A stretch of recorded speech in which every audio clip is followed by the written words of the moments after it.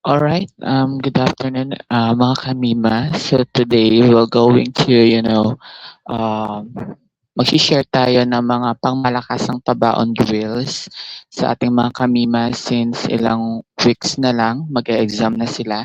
Magbo-board exam na sila this March 15. So hopefully no ating mga kamima ay lahat ay papasa. And then ngayon is magbibigay tayo ng 10 questions sa professional education na talagang lumabas in the past let session like noong March 2025 at saka noong September 2025. So yes, i-share natin ngayon sa ating mga kamima para kahit papaano meron silang baon no sa papalapit na board exam. And then before we start, baka gusto nyo magpa-member sa aming group chat. Marami na dong mga member at ang lahat ng mga member doon ay magti-take din ng March let this let season. So kaya kung interesado ka, just message me sa TikTok or sa Facebook. And then very affordable price lang naman siya, and once na nakapasok ka sa group chat, lahat ng mga reviewer is ma-access mo siya. And then meron din mga Google form na pre-board, nag-send na po kami ng pre-board. And then medyo nahirapan no, ng ating mga kamima sa pre-board ng GenEd kasi talagang yung content ng GenEd is mga lumabas in the past let's season. Kaya medyo nahirapan sila. Pero I just want to congratulate na sa ating mga kamima kasi yung nakakuha ng highest score is 142 out of 150. So very pang top notcher yung kaniyang score. Kaya hopefully sa mga interesado pa, meron pa po kayong chance na mag-join sa aming group chat, magpa-member na, very affordable lang naman siya. And then napaka genuine at mabait yung mga member natin doon kasi yung kanilang mga materials is sinishare din nila sa ating group chat, kaya busog ka po sa reviewer doon. Kaya yes, let's start sa ating pabaon. This is a professional education, 10 questions, and nilive ko din ito last week, no? Pero yung iba ay hindi naka-attend, pero kaya ngayon i-record natin siya at i-upload sa Facebook at saka sa TikTok. Alright? And then yung ating tagline pala is basta kamima, magkakalisensya. So hopefully na kayo ay maki-join, maki-member na sa ating mga kamima para secure na po yung inyong lisensya, no? Yes, let's start with the question number 1. Medyo nasira no yung ating slide since first time ko gumamit nitong recorder na to. I mean na app na to, so medyo hindi pa ako bihasa. Kaya medyo nasira yung ating choices, but let's try. What is the proper characterization for the PowerPoint presentation to deliver lesson? Is it academics? Is it technology? Is it machinery? Or this is culture? So drop your answer, mga kamima.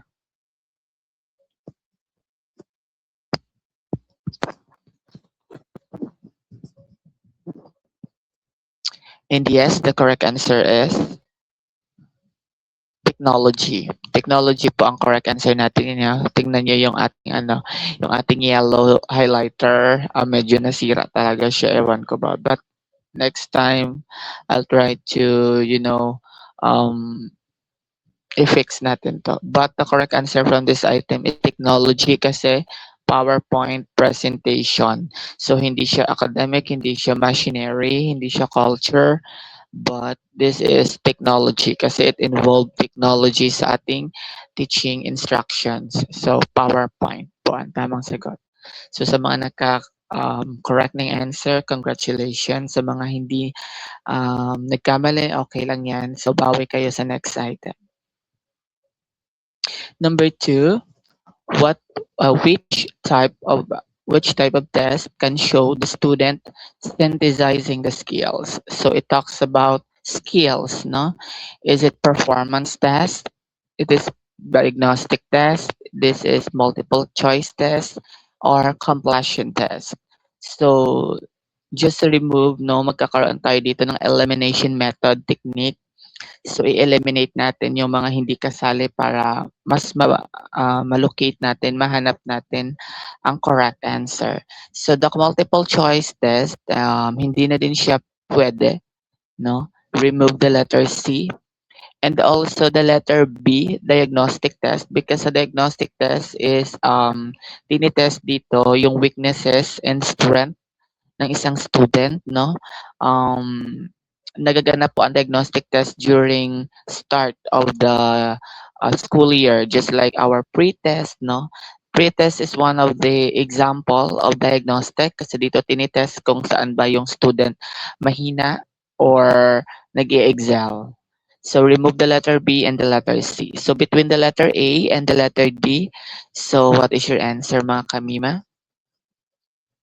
Yes, the correct answer is performance test. Kasi performance, it involves synthesizing our skills, right? So, ginagamitan talaga natin ng skills when we are doing our performance. Just like in TLE, sa TLE, di ba? Um, sa mga kanilang mga performance test or sa PE, like mga dancing or anything, or sa science laboratory, right? So, ginagamitan talaga ng skills, kaya performance test po ang correct answer. Number three, ayan medyo nagulo talaga, ewan ko. What characteristic of good plan? A, it's clear and simple. B, prepared by student. C, it improved by parents.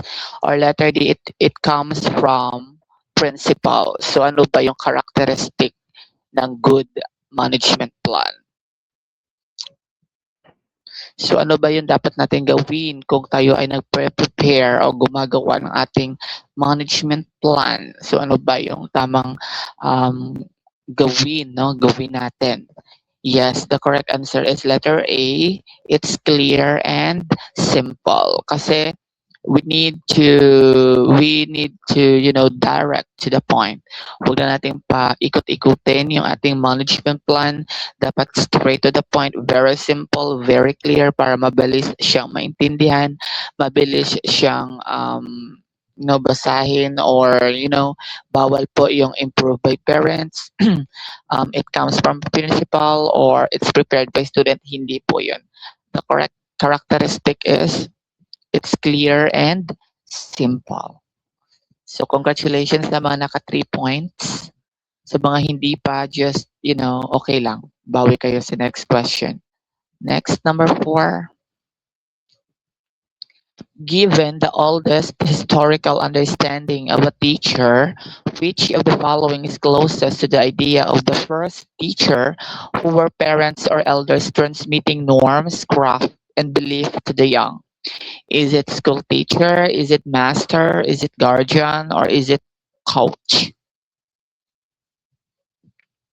So ano daw yung tinutukoy dito? All this historical understanding. So sa Prof Ed guys, yung tips ko is when you are reading the question, you need to highlight, i-underline nyo, lagyan nyo ng line kasi sa actual board, hindi naman siya bawal na sulatan yung questionnaire, but bawal po dumihan yung answer sheet. Okay lang na madumi yung questionnaire kasi dati ako, madumi talaga yung questionnaire ko.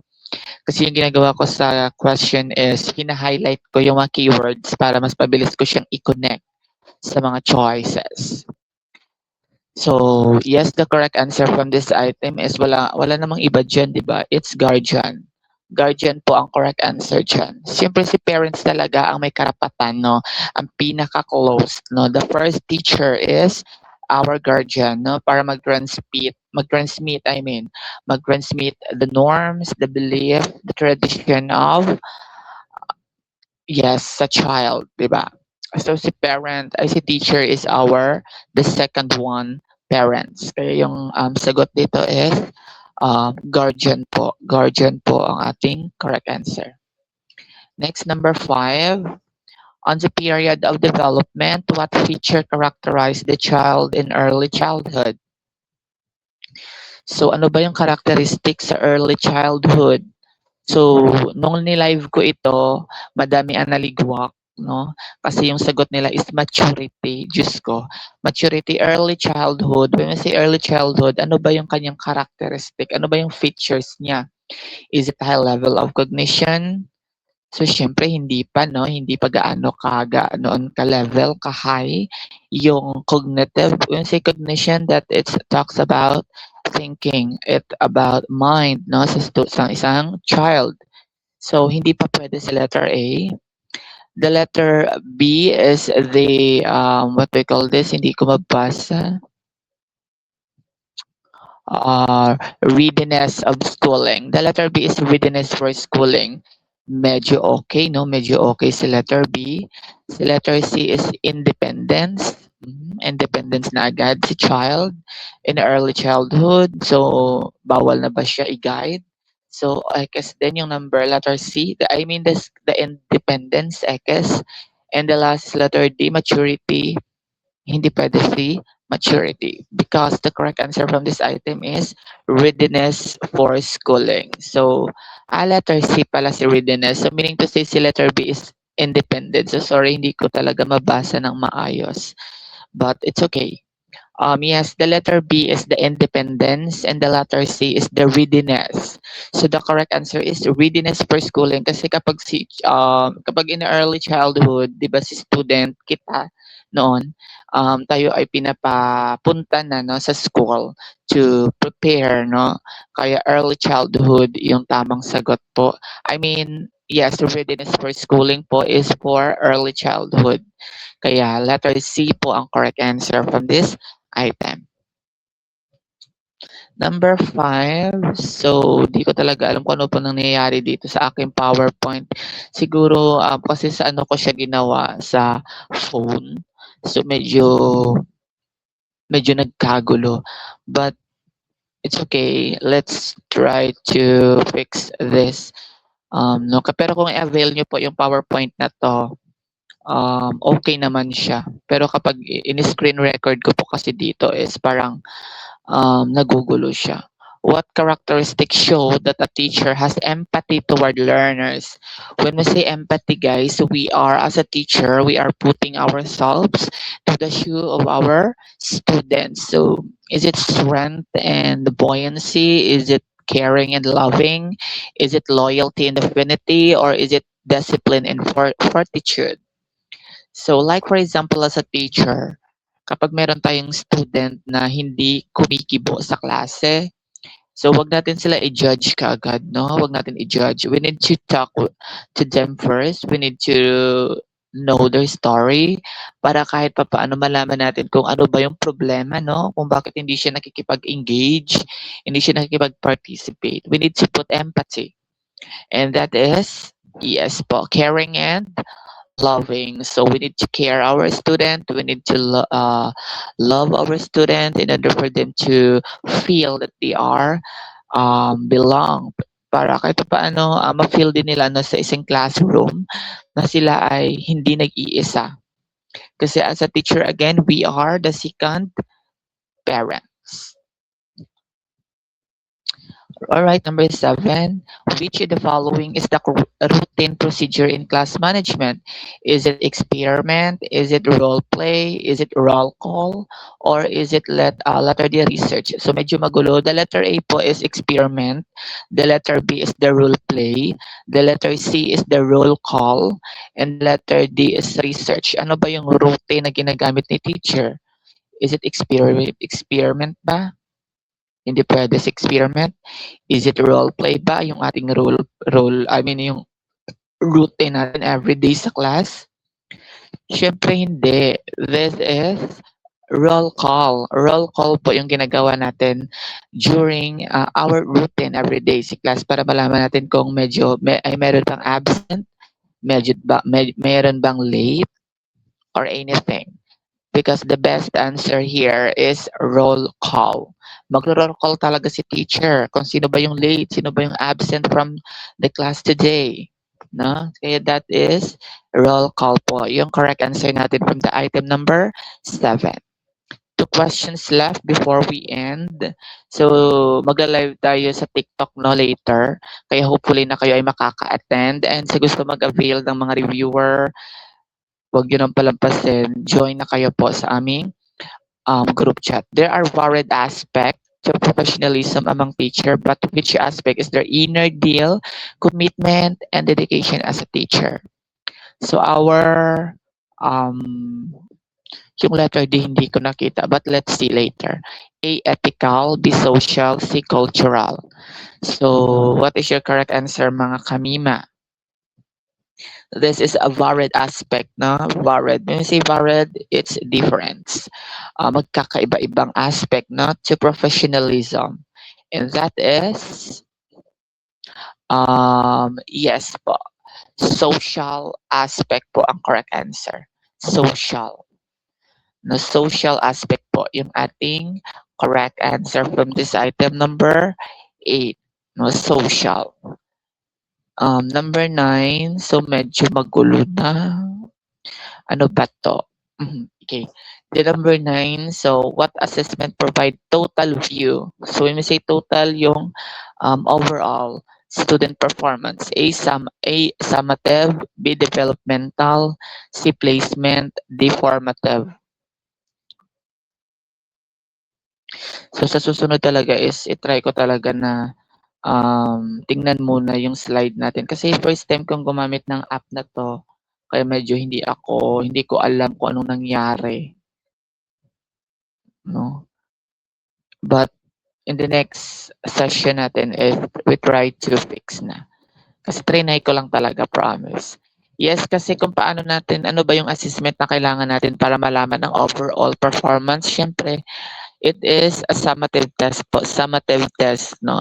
Binibigay yung summative test um, after the after na ma-teach na lahat ng lesson kasi doon na sa summative test, tinitest talaga kung meron bang natutunan ang student, meron bang hindi ba sila nag-e-excel, I mean, kailangan pa ba nila ng, what do you call this, um I mean, ituturo pa ba natin ulit kasi mababa yung score sa summative, 'no? Kaya summative po yung correct answer kasi sa summative dito na natin tinitest kung talagang merong natutunan, um, hindi na ba kailangan balikan yung mga lesson, that's it. So summative test po, hindi po developmental, hindi po placement, and mas hindi puwede yung formative. In the last item, so last item na hopefully na kayo ay makakadalo no, sa ating membership no, para avail nyo na lahat ng reviewer namin doon. Promise hindi kayo magsisisi. And then namimigay din kami ng tips, no? And then mga keywords ko sa mga reviewers na hindi marunong, hindi comfortable sa uh, what they call this, hindi sila comfortable sa reviewer na merong question and answer. Kung gusto nila mga keywords lang para mas madali nilang ma-recall, meron din po kami yan sa GC. So, one-time payment, overall access. No, lifetime access mo na siya. Number 10, how is periodic reporting of student grades useful? Is it an obligation? Is it a way of pleased by parent? Is it a way to support for school? Is it a feedback? Periodic reporting of student grades. Ano ba yung kanyang role kapag meron tayong, like for example, sa ating card day. Ano ba yung card day? Ano ba ang tinutukoy ng card day? Ano ba yung role ni card day? Yung card day ba is it an obligation?